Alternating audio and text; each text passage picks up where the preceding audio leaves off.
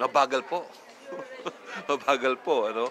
Para bagang lumilitaw, ang batas ay ginagamit para itago ang katotohanan.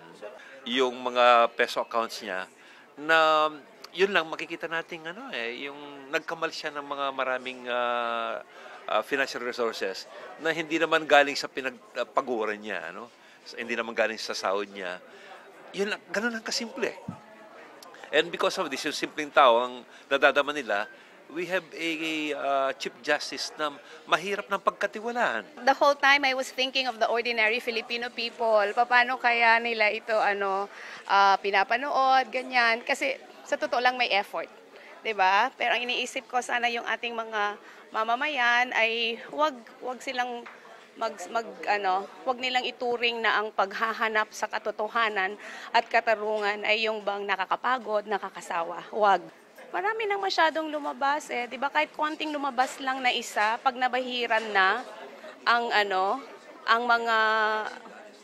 ang pagkatao ng punong mahistrado ng kataas-taasang hukuman, hindi na siya effective. Si Kong Bolet is one of the members of Kaya Natin.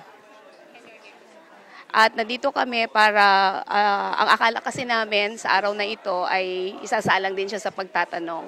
So, bilang mga kasama niya, naintindihan namin that yung kanyang ginawa ay parang siguro sarili niyang paraan para makatulong dito sa paghahanap ng katotohanan.